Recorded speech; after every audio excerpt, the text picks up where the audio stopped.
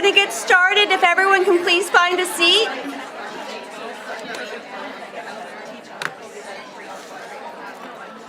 I know it's hard to get a group this big all focused, so I'm trying to give just a couple minutes, but if you can please take a seat, we're going to get started.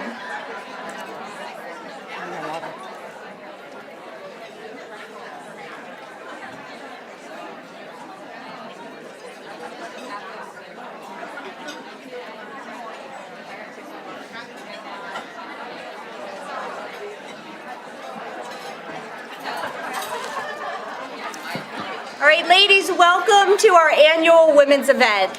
My name is Nicole Schaefer, and I have the privilege of serving as the director of Her Traditions. And I'm going to start off with sharing some personal information with everyone here, and that's that about a month ago I had to get Invisalign. And I'm sharing that with you because apparently I was grinding and clenching my teeth so badly that I was actually wearing down my front teeth. And I did not know this, but a lot of women struggle with this issue. Not a lot of men. My husband sleeps, mouth hanging wide open, completely relaxed, snoring loudly. But ladies, we got to do a better job of taking care of ourselves and finding some stress relief. Selfishly, I also tell you this because it does make speaking a bit of a challenge, and so I just wanted to ask you for some grace. And when I thought about it, I thought, well, that's the perfect way to open our women's event, talking about giving grace to ourselves, grace to each other, and really just overall, providing the support that we need to thrive.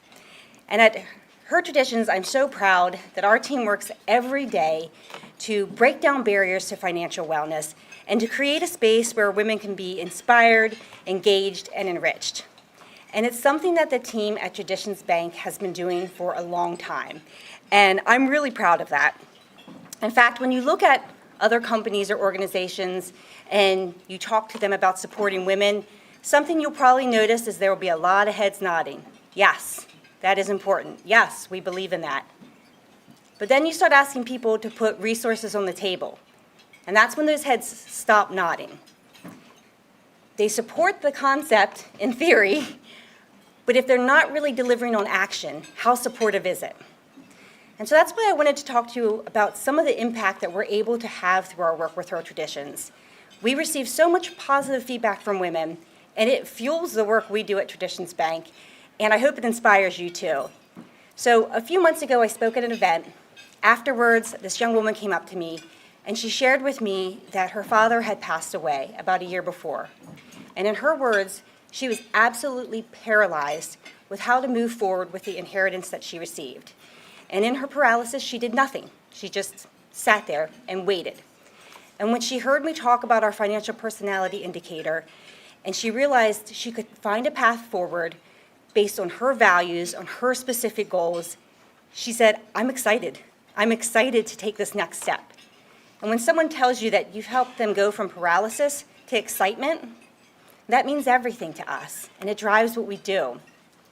We had another woman in just the other week who she was using our financial personality indicator as a financial wellness checkup, which is something that we encourage. And she, in the conversation, shared that she's currently with another financial institution, and she said she likes it there. But she said, I can't have conversations like this because I just feel too intimidated. When I think about that, probably most of us in this room have been in a similar situation where we've tried to ask a question and we've either been too intimidated to ask, or we've been made to feel stupid, or that we don't know what we're talking about and we shouldn't be part of the conversation. And that should not be the norm. When you look at the data that's out there, they're projecting that by the year 2030, that women will control 2/3 of the private wealth in the United States. So companies should be investing in our needs. And likewise, we should be aligning our buying power with companies that are supporting us. Now, beyond our investment in financial wellness, we also support women who are leaning into leadership. Over the years, through our Her Traditions Scholarship Program, we have awarded 75 scholarships to young women who excel academically, who demonstrate very meaningful community service, but who most importantly take on leadership roles in their schools and organizations. And now this is a busy time of year. There's a lot of graduations happening, so we couldn't get all our scholarship recipients here, but I'm very happy to share that we do have 2 of them here today, and I'd ask if these ladies would please stand so we can recognize their accomplishments.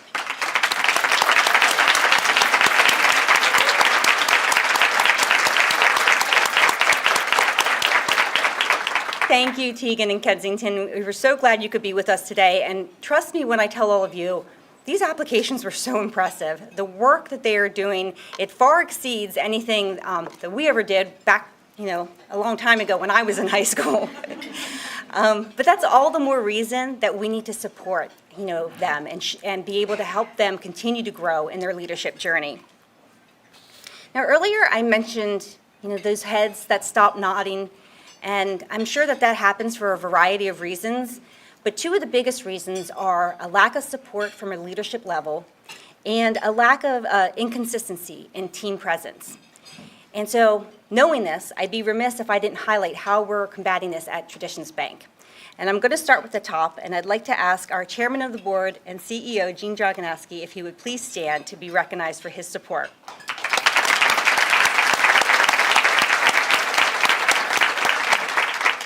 Gene's commitment to her traditions has been steadfast, so much so that he came back to this event after last year's event when our speaker unexpectedly asked us to partner with someone at the table, stare deeply into their eyes, and bare our souls. So he either truly cares about us, or else he's very smart and he brought his wife with him this year, just in case. In all seriousness, it's support like this that allows us to run this program and have events like today. When you talk about persistence, I would be remiss if I did not mention Traditions Bank founder Mike Kochenauer and her Traditions founder Carolyn Schaefer. Now, I know many of you were probably looking for Carolyn today, and I just want to assure you she is fine. It was one of those last-minute things that she wasn't able to make it. But please know she is sending that one-of-a-kind Carolyn Schaefer energy here with all of us today. But I look at these 2 legends, really, and what they accomplished. They went from a general concept of what they wanted to do to be able to elevate and support women, and where we are today, that there are now hundreds and hundreds of women who are invested in the Her Traditions movement. And I also mentioned how critical it is to have a supportive and committed team. And I can't tell you how much I see the team at Traditions Bank do every day for our customers. They are not focused on transactions. They're focused on relationships, because that's how we have the biggest impact. And so I would like to recognize every single associate at Traditions Bank, every single board member, and every single member of our women's councils, and ask you to please stand so everyone can see who you are.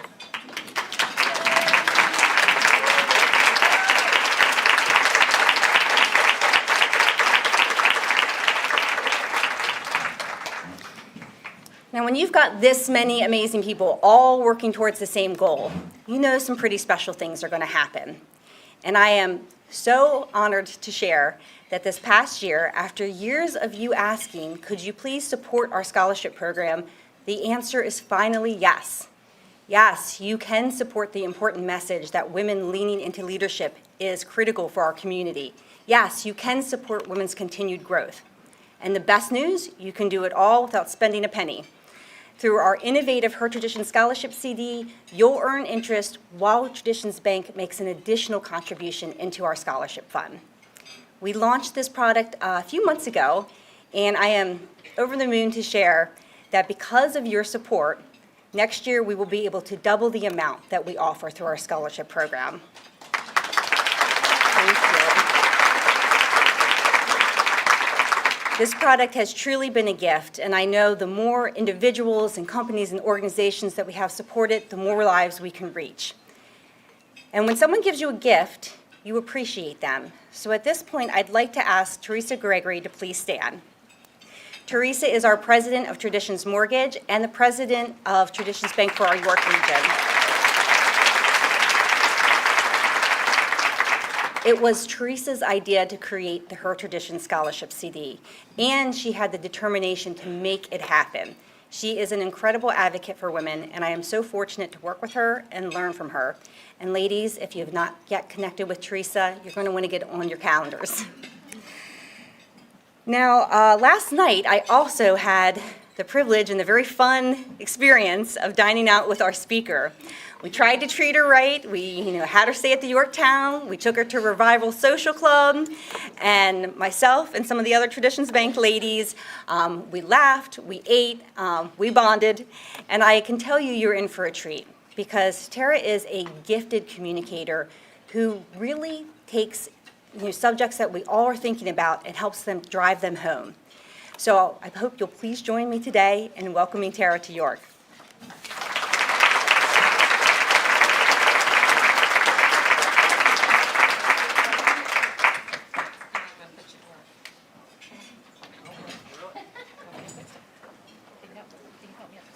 You're awesome. Sometimes you have to put the CEO to work. By the way, Jean, thank you. You're an awesome hugger. Oh, and I'm a hugger. So for those of you that haven't met me yet, I'm a hugger, so make sure you get your hug in today, okay? How many are huggers in the house? Thank you. I love York. Yes, I was almost concerned because everybody has been trying to keep me in York, right?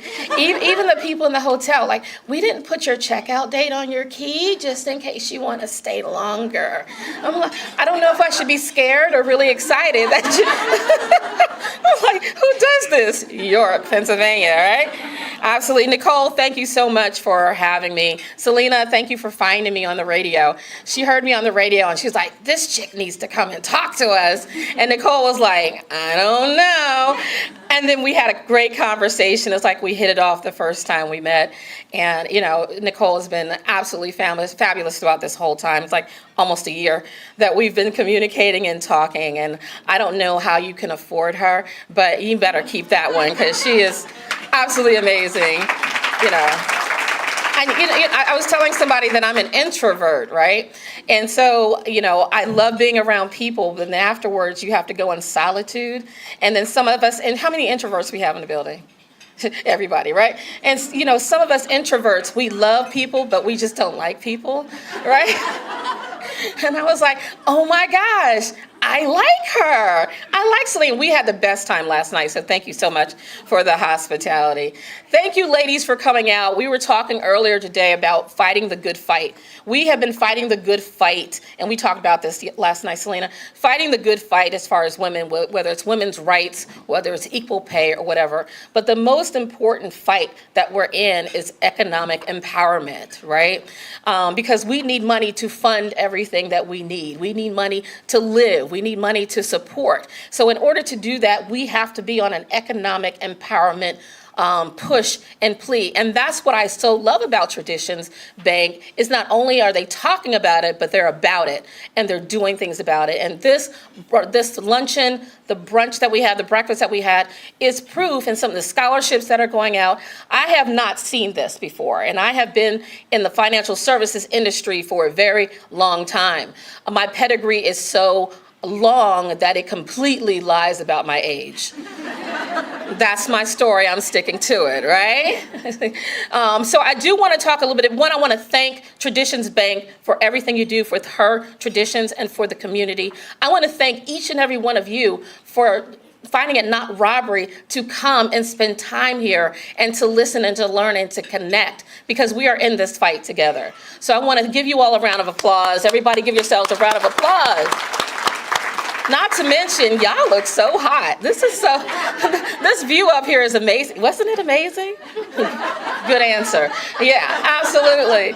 So as we begin, there's a few things. I want to talk a little bit about myself. Are you going to run that for me? Thank you. I want to talk a little bit about myself so you know exactly who you're talking to, right?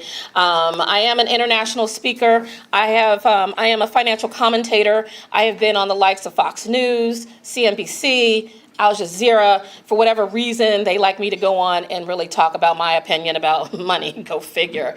It could be that I wrote a book called Financial Fornication. That's a whole nother conversation, right? And the 4 financial languages. I've also been in the financial services industry, like I said, for over 30 years. Completely lies about my age. I started when I was 2. I lie. I'm 21 for the 28th time. But I've been everywhere from a telemarketer, teller, loan officer, collections, VP of lending, VP of operations, executive vice president, president, CEO, interim president, CEO of a credit union in Atlanta, Georgia. And what I found, the reason why I became Madam Money and the reason why I wrote these books is because I understand the game, that financial services is a chess game. But there's a lot of consumers that are playing checkers. And they think financial services are cheating. We're not.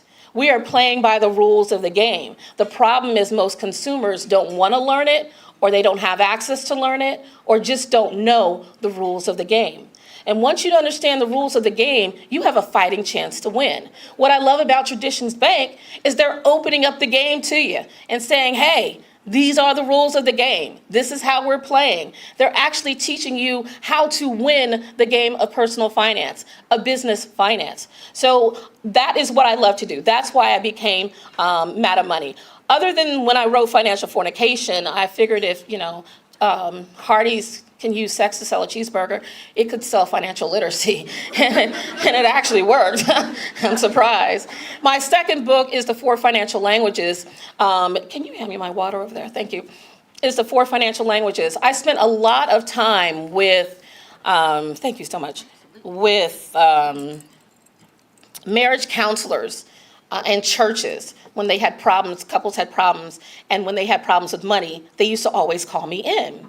And so I found that I was the one that would interpret what they were saying and then translate. And over the course of about 10 years, I realized that there were 4 dominant financial languages that people were speaking. And the reason why they had conflict is because they didn't understand each other's language. So it's like speaking Spanish and speaking Greek. They both may be saying, I love you, but if they don't understand and respect each other's language, now there's miscommunication. Does that make sense? Okay, so if I say, does that make sense? Y'all have to say dollars. Okay? Because if it don't make sense, it don't make dollars, right? Come on, it's the afternoon, y'all. We've had our coffee, okay? So I think the other thing that I'm very proud of is my sister and I, we formed a DEIA consulting and training company, and that's diversity, equity, inclusion, and accessibility for consulting businesses and training businesses, because DIA, diversity, equity, inclusion, and accessibility is not just about race. Accessibility is, does everyone have the same access to the information that's necessary for your organization? So we did that in honor of our late mother. And so we're very excited about the company. It's doing very well, but I love that I'm doing it with my sister. So that's one of the things I'm proud of. The most thing that I'm proud of, the biggest thing that I'm proud of is that I'm a single mom of a 27-year-old young man. He's my baby. He will always be my baby, even though I can't call him baby in public, but he is my baby, right?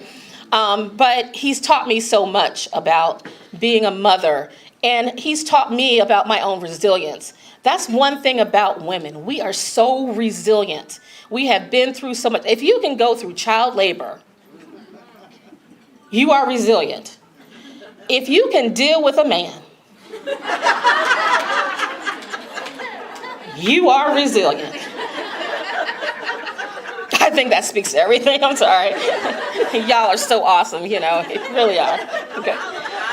Dollars! Just saying. Woo, we love you. Keep writing the checks. Absolutely, approval. All right, so we're gonna get into it. What are we gonna learn today? We are going to learn, you're going to be able to identify your financial language. You're going to learn other financial languages, how you need to be communicated with your financial language and communicate with others. But most importantly, how they fit so beautifully with the financial personalities. How many of you all did that test, the financial personality? Okay, everyone in here, I encourage you to take that test. It's really, really cool. I took mine just for proof. I brought mine with my name on it, so I'm not lying. But I learned so much from that, even though I wrote a book about it. I was like, y'all read my book first, right? They actually created this, and it's so amazing how they align with each other. And we're going to talk about that and see the similarities, okay? But before we go into there, I want you all to think about, what is your dominant financial language? You can turn it to the next one. Your dominant financial language, okay? So there are 4. There's a saving, spending, investing, and giving. 4 financial languages, okay? Now, this is how you can tell which one is your dominant financial language. You may be able to speak all of them, which is called being fiscally bilingual. It's just like you could speak English and Spanish. But what is your dominant language? What is your dominant financial language? This is how you can tell. If I were to deposit $1 million into your Traditions bank account, nobody knows about it. Shh, don't tell nobody, okay? Because then you'll get cousins from everywhere. Nobody knows about it. What is the first thing you would want to do with the money? Not all of it, but what's the first thing you want to do? Wait, look at, they excited, they ready. Would you want to put some aside and save it so nobody knows about it? You know, some people like to hide their money and then claim broke. We'll talk about them. Would you want to spend some or pay off some debt or, YOLO or, come up Facebook missing for a while? Would you like to invest it in stocks or real estate or businesses? Or would you give it to a church or for a nonprofit? What's the first thing that you would do that would bring you the most joy? Not because you have to, not because you should do, not because traditions told you to do, not because mama and them said you were supposed to do, but what's the first thing you would want to do that would bring you the most joy? Okay? So, let's first talk about our savers. How many savers? How many people would save some money first? Raise your hand up high. Everybody look around. That's your new family. Okay? I would have made y'all go to each corner, but we can't do that, so make sure you look at your family, okay? Savers. Now, I want you to tell me if what I'm talking about you, if I'm saying the truth about you. If I'm telling a lie, you can say lies. Or when I'm telling you the truth, say no lies, okay? Y'all ready? Okay. So, savers, you're detail-oriented. You're plan creators. You're disciplined. You like that word budget. You budget keepers. Determined. You set goals. You're dedicated, and you love seeing your account grow. Like you love seeing that money grow. But if that money goes down to a certain threshold, you will freak out. Lies or no lies? No lies, right? Truth in here. Okay, cool. Where are my spenders? Woo, I'm a spender. Don't be ashamed. Wear it proud. Financial fornicators unite. Come on. Okay? All right. We are eager and impatient. We want what we want when we want it. Don't judge me. We are erratic and impulsive. I see it, I like it, I buy it. Okay? We are enthusiastic. We love the transaction. Let me tell you something about this transaction, y'all. I don't care if it's $1 or $1 million. It's something about that transaction. It is organic. It is orgasmic. It is everything you can say it is, right? We love the transaction. And we're easily persuaded. You know that, when you go in the line and you go up to the register and there's all these trinkets going up to the line, they made that for us. We're impulsive. We see it, we like it, we buy it, we want it now, It's one of those things. But we are spenders and we are proud of it. Is that lies or no lies? We are most influenced by 4 letters. Sale, okay? For whatever reason, sale will get us to buy any and everything. But you didn't need it, but it's on sale. What is it? I don't know. It's on sale. Easily persuaded. Don't judge us, okay? All right, how many givers do I have in the building? I love my givers. Y'all look around, look at each other. That's good. Who are the givers, right? Make sure you go hug them, okay?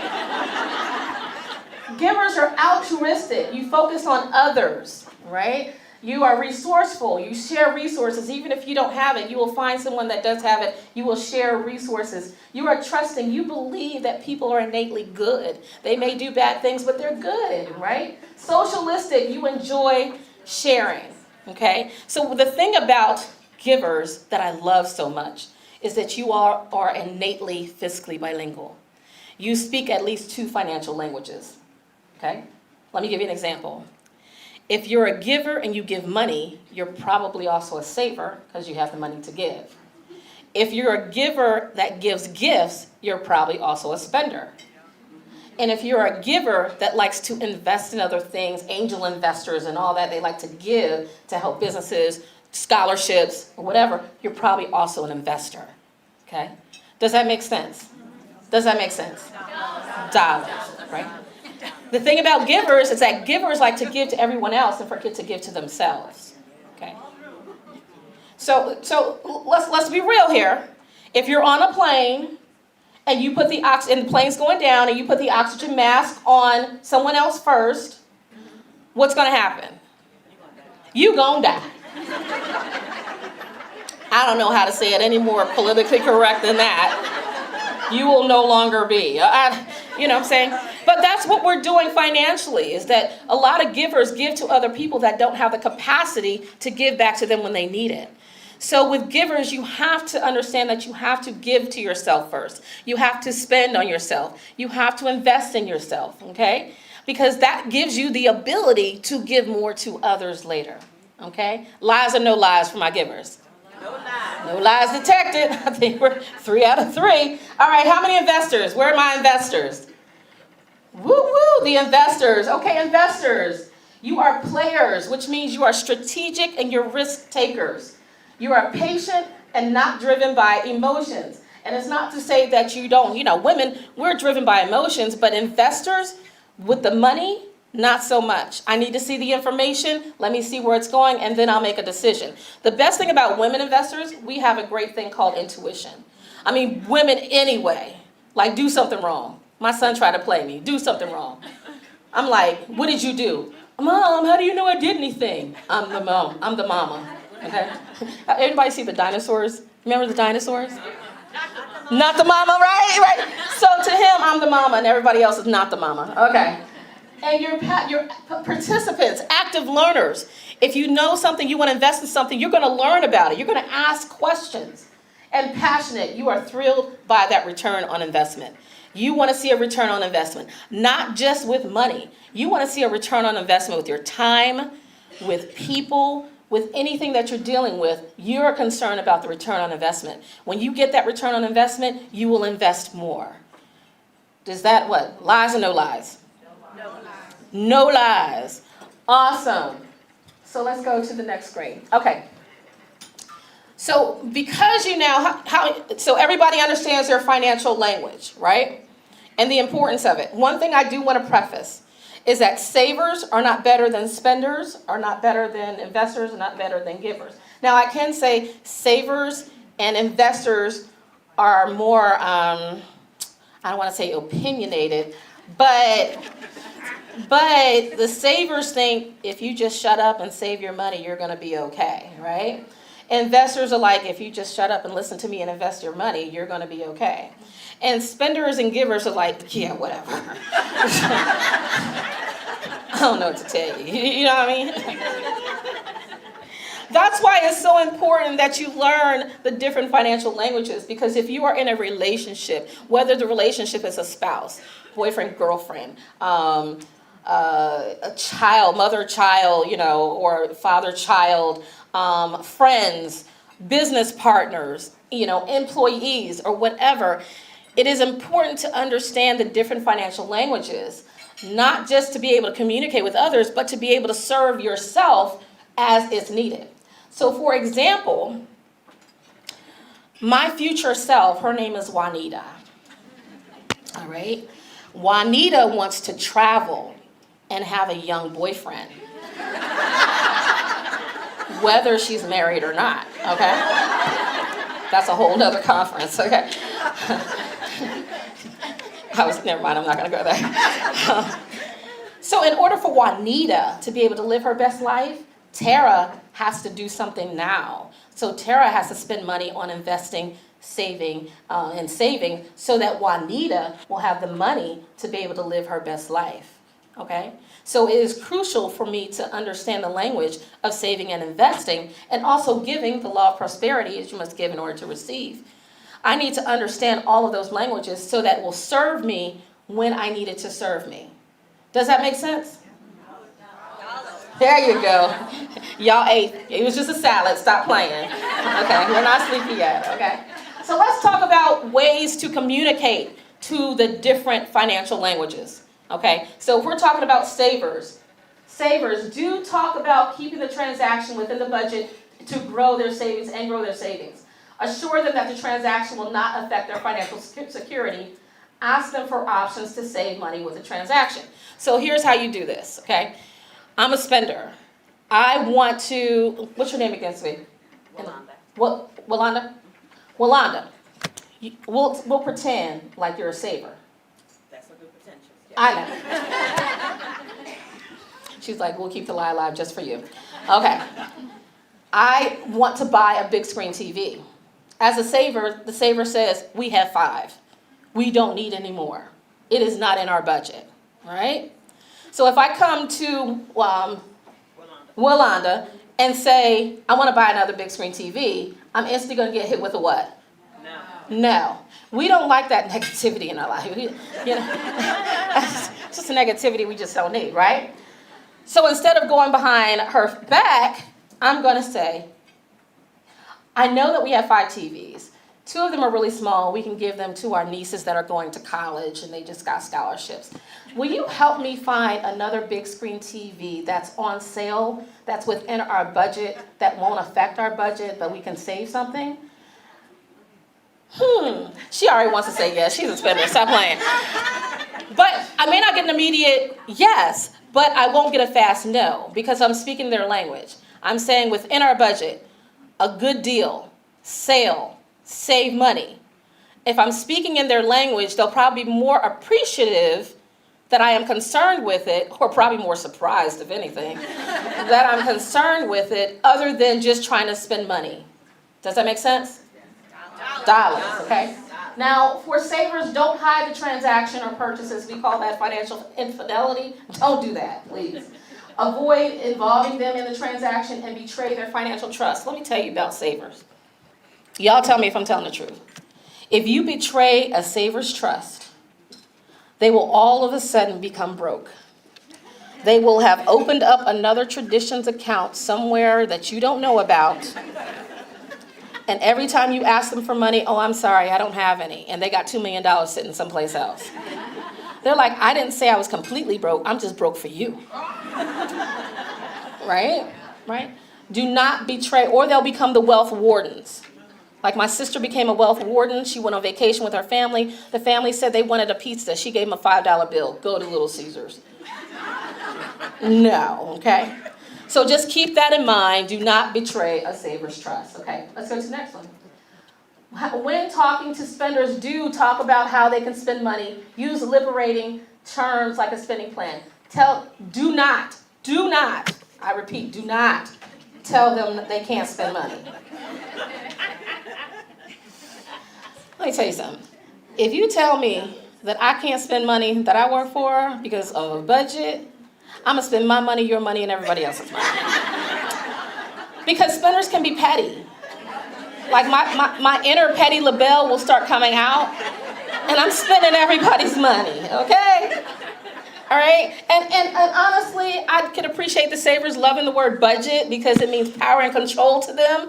But when we hear budget, we hear diet, die, deprivation, I can't. No, we don't have time for that negativity in our lives.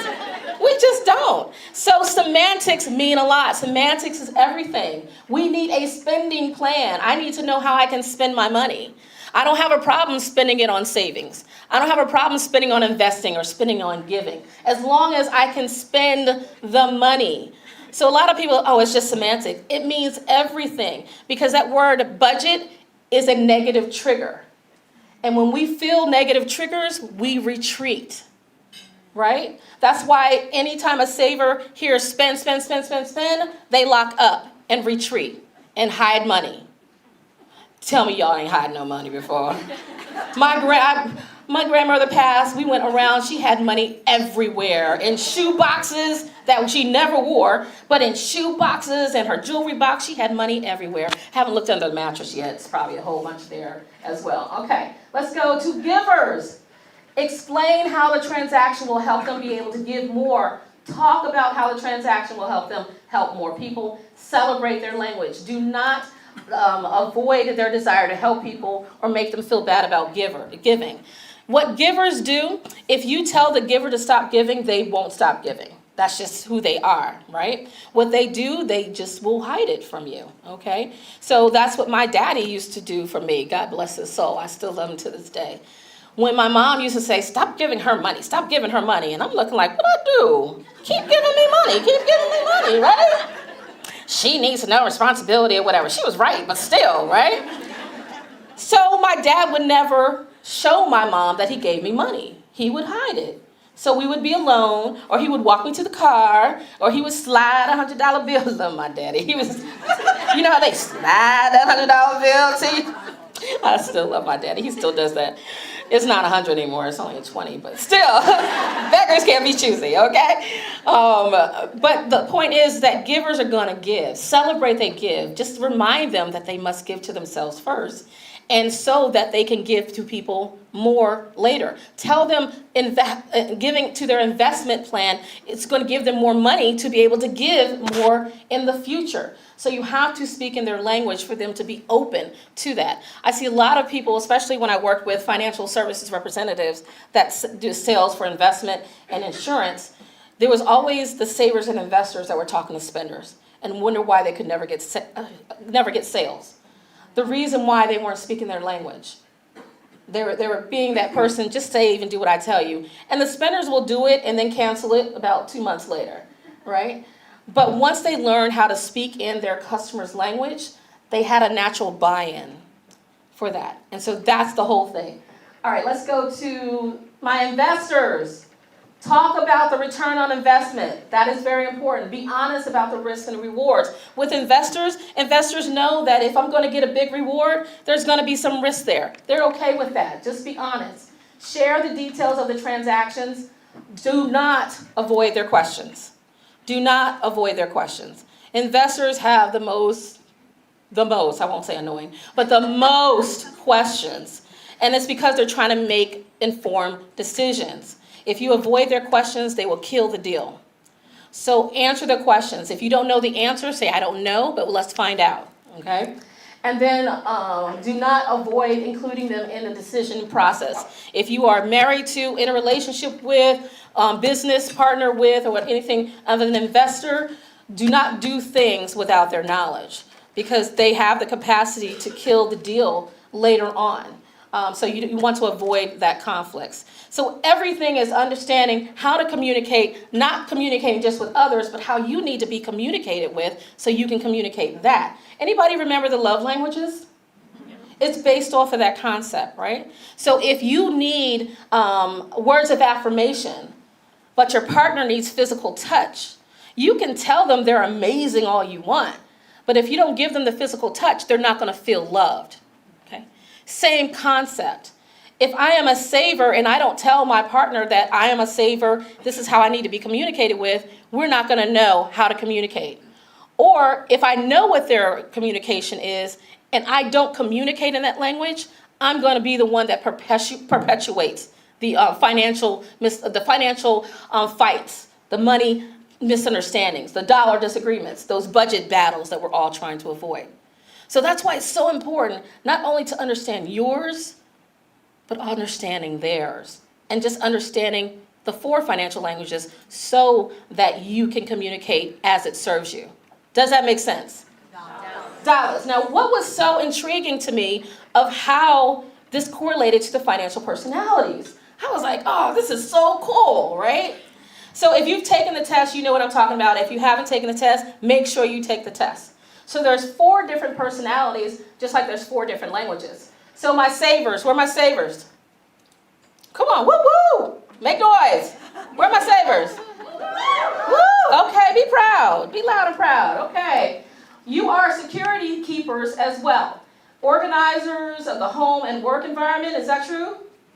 Keepers of the checkbook, in charge of household finances and keeping everything running ship-shape, enjoys being useful, of service, and prepared. Is that true?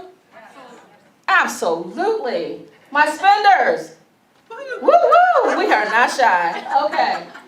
We are freedom finders. We're focused on the here and now. We live in the moment. We don't really focus on the future. However, if you have a Juanita if you are a Juanita, or you going to have a Juanita, you can call it whatever you want to call her. In the future, start spending money now so Juanita can spend money on her and her young boyfriend. You didn't hear that, okay? We're easygoing, creative, self-expressive, and we don't like to be labeled or constrained. We can't stand to be bored or hate repetition and predictability. Money is not high on the priority list. It is a means to the end. Now, the reason why we want a lot of money is so that we can spend on the things that we want to spend on. Are you clear? There are some people that want a lot of money to have a lot of money.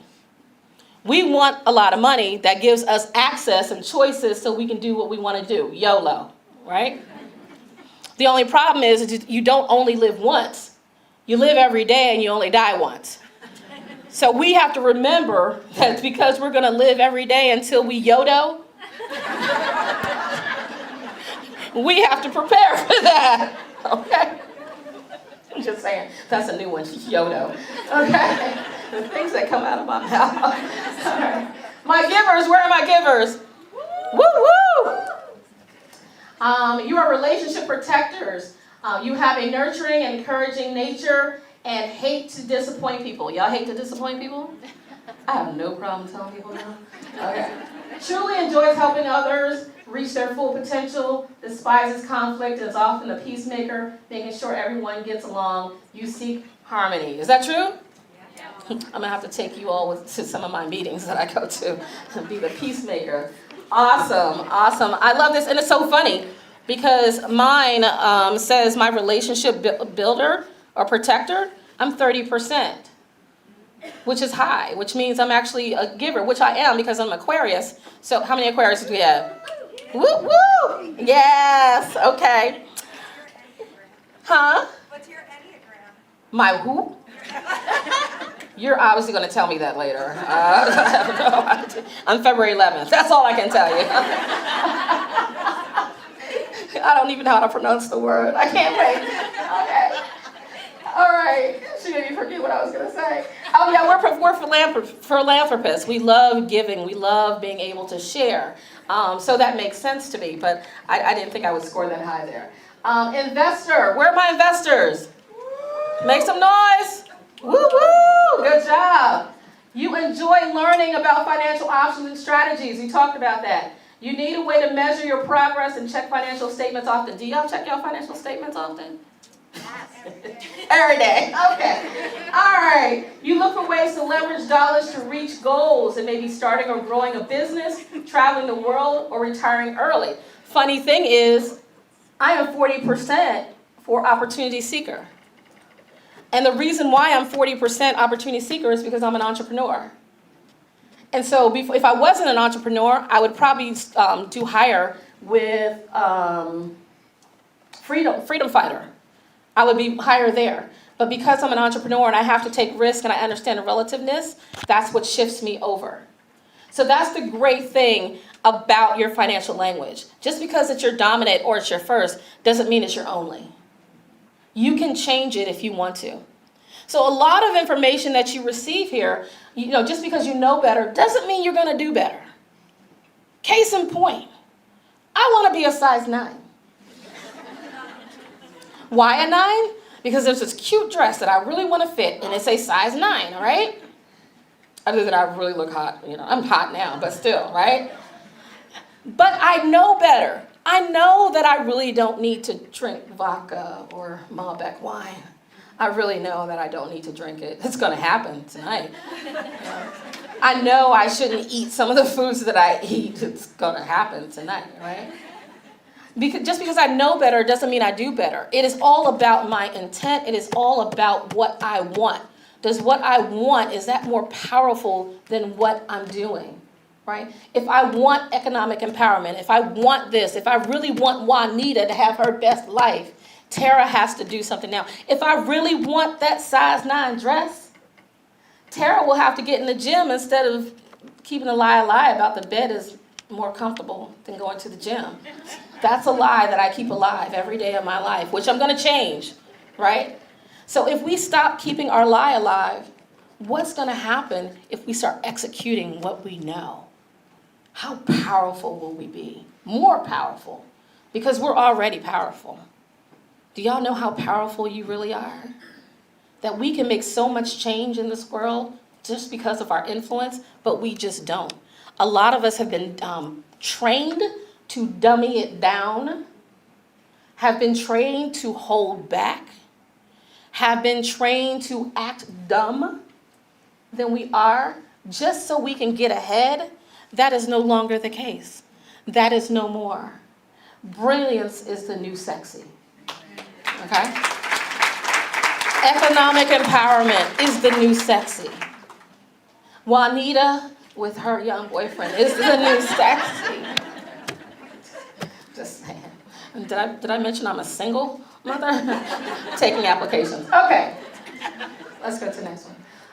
So I hope you really enjoyed and you got some information about how those 4 financial languages not only can impact you and make your life so much great, because now, even though you want to talk to a financial person, now you understand, I'm a spender. I'm going to need you to talk to me in spending. And if they don't understand how to do that, they can buy my book. Say, there's a book you need to buy, and then we can talk. You know what I mean? But also learning other financial languages so that you can speak them as it serves you.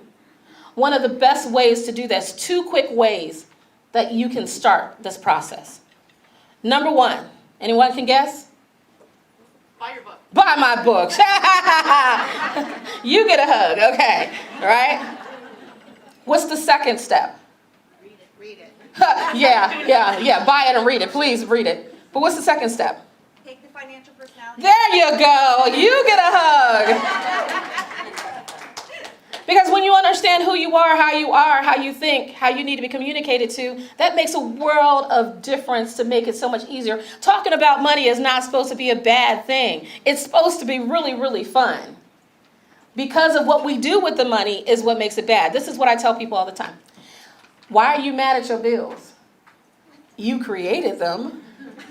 That's like being mad at your child because they were born, right? Someone asked me, what's the difference between good credit and bad credit? Good credit is the credit you can afford to pay. Bad credit is a credit that you cannot afford to pay that turns into debt. Wrote a whole Marvel story about it, right? So if we can control the money and we can control the narrative, it makes it fun to learn more about investing. It makes it fun to learn more about savings. It makes it fun to learn how to spend. And I don't know if I mentioned this, but a saver's not better than a spender, not better than an investor, not better than a giver. They're all equal. You know, despite what y'all savers and investors think about me as a spender, we all on the same page. What makes it bad is anything in excess. You can oversave and not live and not save for your future and hoard your cash. You can overspend and spend all your money.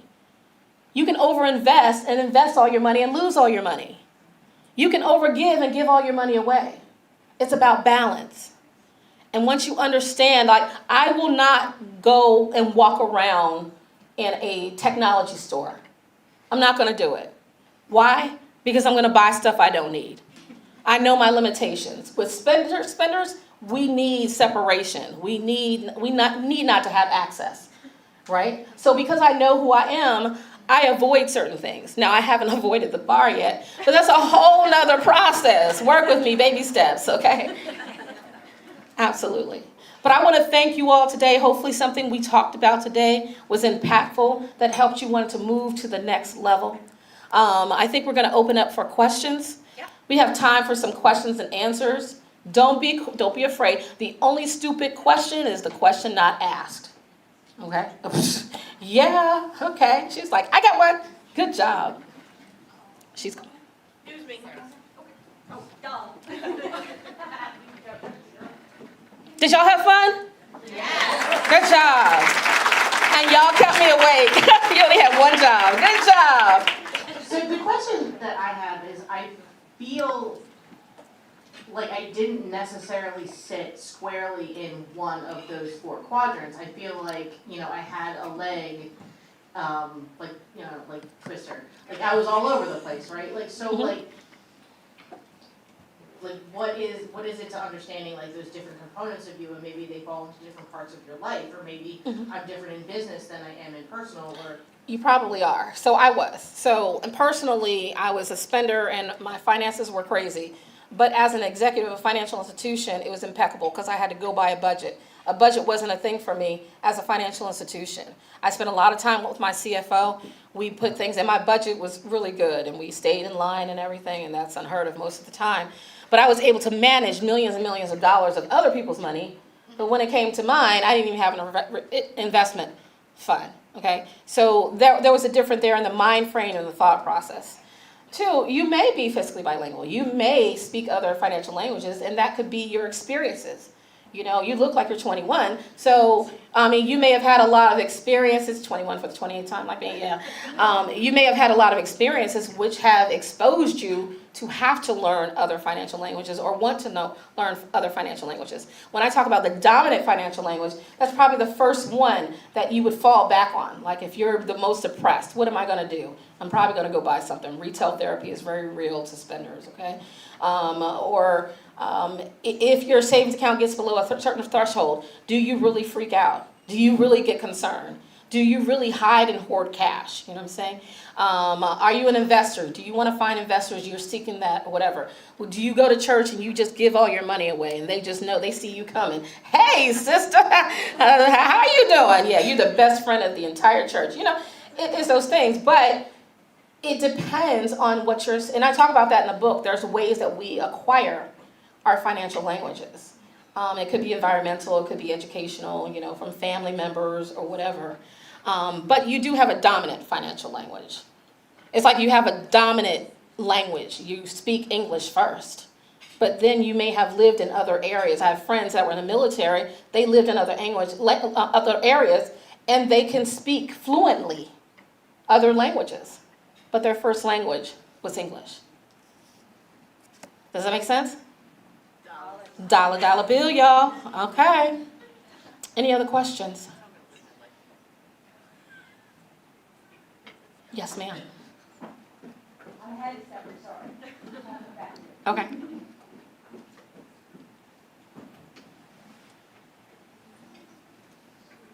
Hi, I am April, and Hey, I want to April. thank you so much for being here. I am currently navigating through a divorce, and it's by the grace of God I'm here. I just want the women that are coming my way through my experiences, they don't know the first thing about financial health. I was so fortunate while I did work for Traditions to get connected with Nicole and be a part of the Willow program, which taught me that there's actually certified divorce financial analysts out there, which I'm seeking to get certified myself. Oh, nice. But I'm asking just practically, like, what are the first steps for, you know, these lovely women? Some of them are single moms. Mad props to them. But just if you had just a couple of suggestions for them to just get started, because I gotta be honest, my spouse, he took care of all the things.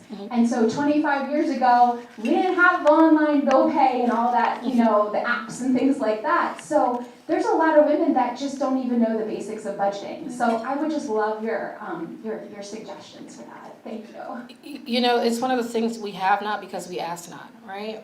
And a lot of times we're afraid to ask because we're at a certain age that I should know this, which is not the case. If you were never taught, how would you know?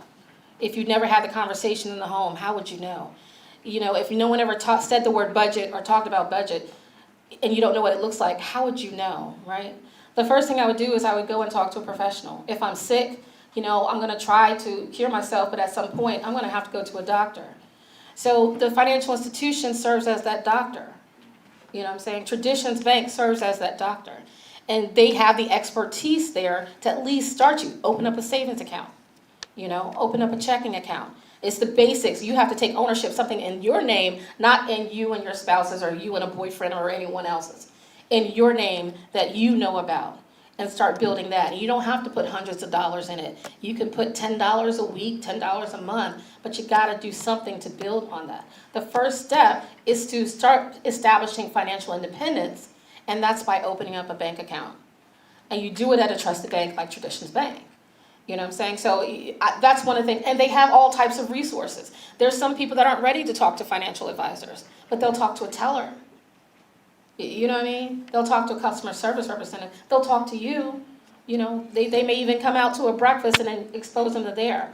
Hopefully there'll be more opportunities, or I don't know in this area, that there's opportunities where there are free financial lessons. The problem is, it's not that there aren't resources out there, is that people won't take advantage of the resources.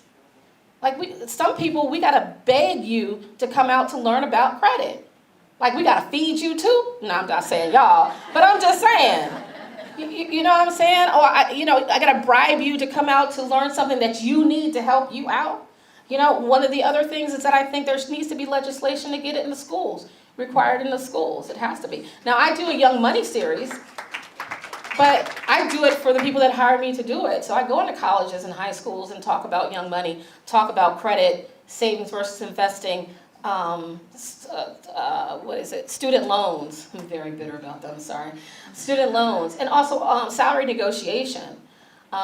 In the morning, they already convinced me to write up the curriculum so I can sell it to different schools, right? But I think the first thing is that they need to talk to a professional. Mama and them ain't gonna work, right? So I would encourage them to find a trusted, or because you know of a trusted financial institution, schedule a time for them to come in and talk to someone that is going to be able to relate to them, okay? And this is, I'm trying to sneeze, but I'm not. This is to my banking friends, which it doesn't look like I have this problem here. The suit and tie sometimes intimidates people. The suit intimidates people. So they don't want to come and talk to someone that probably look the way they should look because they're afraid that they're going to be judged. That's what I loved about this financial personality thing.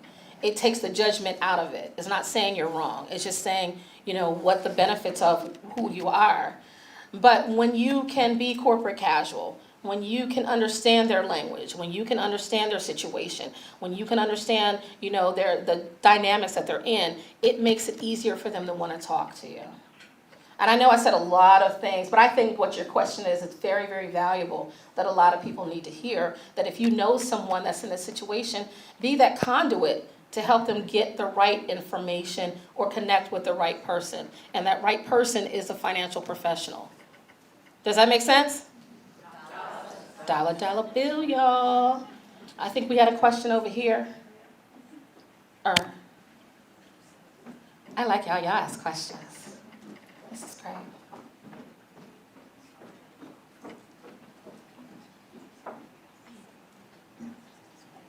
I'm going to piggyback on her question, Okay. but as a single mom who wasn't taught financial literacy in the home, I'm an entrepreneur, I own a business as a notary, but I'm not good with money. So like I know better, but I don't do better, and thanks to Traditions Bank, I'm actually working on doing better.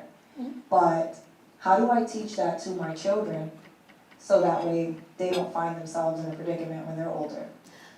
What I had to do is I had to teach my son whatever behavior I was doing that was putting me in a detriment situation, I had to teach my son how to do the opposite. So when I got my paycheck, the first thing I wanted to do is go out and celebrate and go out and spend money. But when he got a job, the first thing I tell him to do is he needs to save money. So now I'm in that process. When we went shopping, his job was to, whatever we would normally get, his job is to find something that was the same but cheaper, because that gave us more money to do more things together, go to the movies. That was what we used to do. I involved him in certain transactions. When I got him in investing, and I did this with a couple of families, is that we go around the house and we see what we buy the most. Say, for example, cereal, General Mills, okay?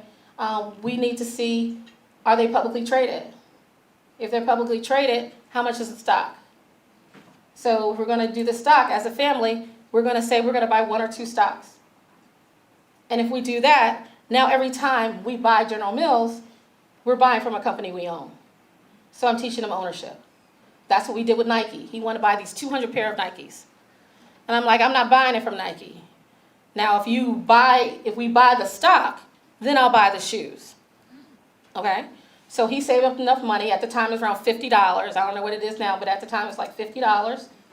And he saved up enough money. I don't know how he got it. He must have got it from his grandmama or somebody. I don't know. Somebody slipped him a 50 or something, right?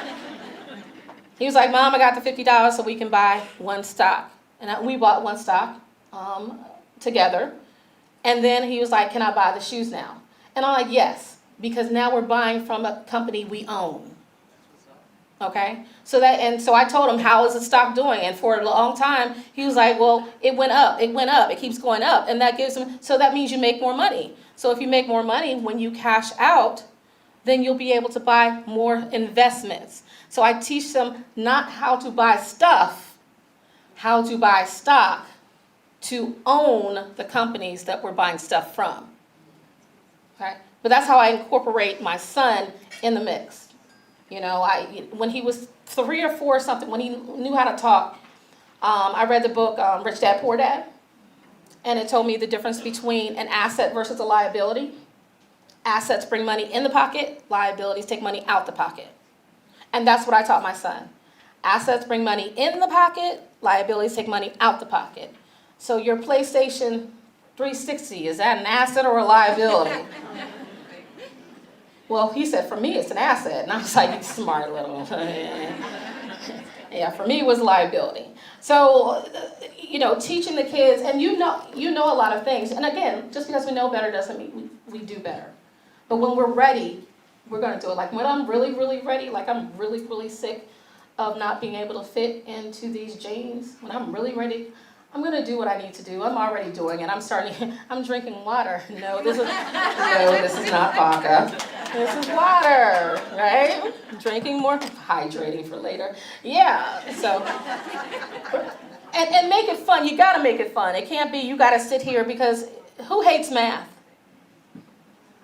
Okay. And I have to say that no, you don't, because if you're a spender, you're the best math people in the whole world. You can calculate a sale percentage in a heartbeat, right? I'm just saying, it's just that it's not fun. And if it's not fun, we don't like it. And I talk about that in the book. The things that are our negative triggers that we don't like, we run away from. Our pleasure principles, we run to. That's why spenders, we love retail therapy. It is a real thing. That transaction, y'all, spenders. Am I telling the truth? That transaction? She said dollars. And the reason why is because it doesn't matter what it is, because one person's vice may be shoes. Another person's vice may be clothes. One person's vice may be electronics. Another one's may be, food and alcohol. Don't judge me, But whatever our vice is, it's really the transaction that we keep going for. But I say continue to talk to your children about money, the good things about money, the fun things about money, and you'll learn along with them. And once you learn and see how exciting it is, that's going to improve your ability to do and execute as well. Does that make sense? Dollar bill, y'all. Awesome. Any more questions? Oh, I like y'all. This is cool. We have time just for this last one. Really? Yeah, it's great. Well, y'all can find me afterwards. They're not going to let me go anywhere. If you wanted to come buy your book, I mean, I'll have Yeah, come buy my book. Let's chat. So I have identified myself as a saver, of course. Okay. What advice do you give to someone who's interested in, of course, growing their money, but is afraid to take the risk? That is a beautiful question, right? So you invest money that you're not afraid to lose. Okay? Like I can eat and drink $100. You know what I'm saying? So, or a couple $100. I can go out and travel or whatever. And if I lose it, it's not going to affect me financially in a hardship mode. So with savers, you're afraid of losing your money because now you won't have a safety net or whatever, right? Don't go thousands and thousands and thousands of dollars in investing and you're not ready yet. You know what I'm saying? I would only invest what you're not afraid to lose. Now, saver would be like, I don't want to lose nothing. Well, you don't want to gain anything either, because it's that risk and reward thing. Is that wherever you invest, there is going to be a risk and reward. We just hope the reward outweighs the risk. And that's where you have to learn how to be an investor and ask the right questions and know, how to read certain things. It's not that difficult, right? I need y'all to look at a graph. If it's going up, it's probably relatively good. It may look like this, but if the general direction is moving up, might be okay. And you want to look at a long term, not 1 week or 1 day. You want to look at a couple years and see what the attrition is. Now, if it's going down, no, don't do it. You know what I'm saying? But that's what I would recommend for savers, is that you start small. Even if it's with an Acorn account, $5, and you invest it and you do that fractional investment. Start small and then work your way up. But do not invest thousands upon thousands upon thousands of dollars. Thank you, ladies, so much. You had fun? You got some good information? Y'all were absolutely amazing. Thank you all. The last thing I need to do is, can I take a selfie with y'all? Yeah. Awesome. Wait. Y'all can sit down. Hold on. I think I'm short enough. Can we cover? Yes. Everybody wave. Yay, thank you so much. You're awesome. Got one job. I'm sorry. I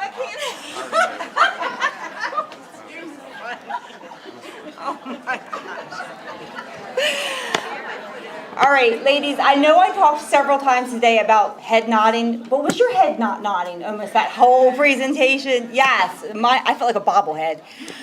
All right, so one thing, as you leave today, please think about how you're going to invest in yourself and how you consciously want to support women, and think about partnering with us. And also, before you walk down the steps, stop by our registration room. I couldn't think of the name. That's where you can buy Tara's book. You also can take photos in our photo booth. We have some fun props, and we'd love if you tag us in those photos. And also stop by the bank materials. Learn about our products. Learn about our Willow Financial Life program and how that can have an impact on your life. But most importantly, thank you. Thank you for being part of this conversation, and let's keep this energy going forward. Have a great one.